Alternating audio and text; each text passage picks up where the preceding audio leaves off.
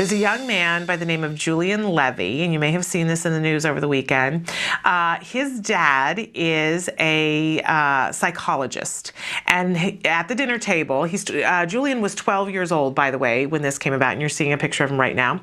His dad was sitting at the dinner table and talking about one of the things that tends to go hand in hand with autism, the inability to, or unwillingness, depending on the child, to make eye contact. It's aversive for some of our kids. And the son was hearing his dad talk about it, and the son started asking some questions, and the dad said, you know, there are two schools of thought on why people tend to, neurotypical developing people tend to look at people in the eye. One school of thought says that we're just drawn to human eyes. It's just instinct, we're drawn to human eyes. The other school of thought says we're drawn to faces, and eyes just happen to be in the faces. Now, why does this make a big difference? It actually makes a big difference because when our children don't do it, they're not reinforced by it. We want to figure out how to make it reinforcing for them. And the two schools of thought suggest that there are two different types of reinforcement. So which one is it?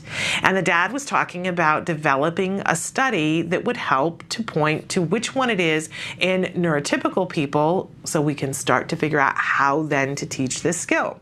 And of course, we've been teaching eye contact for a long time, but maybe this could make it that much more effective, more efficient. So here's this 12-year-old at the table, and he says, "Dad, I've got an idea of how you can do this."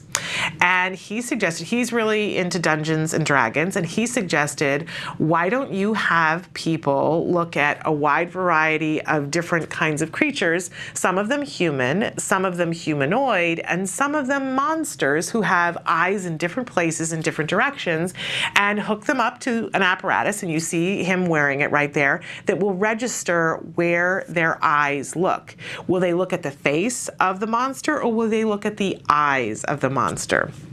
And so they were able to do this study, and the son, Julian, actually helped to write the study. It just came out in Pediatrics magazine yesterday, and what they discovered is that in neurotypical young people, that they look at the eyes, that they're not looking at the face, they're looking at the eyes. Of course, there's more study that needs to be done to find out more information about this, but it's going to help us to be able to teach this important skill to our children. We want to make sure that we're making it reinforcing for them to look at eyes.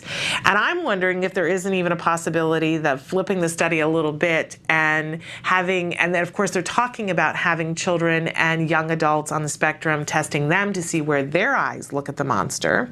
But I'm wondering what would happen if we started using some of the monster cards with the kids who are on the spectrum to see if we can make it reinforcing for them to look at the monster eyes and then the humanoid eyes and then the human eyes.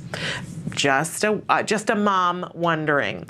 But we're very excited for Julian. We understand that he is one of the authors on the study because he helped to do it. He's now 14 years old.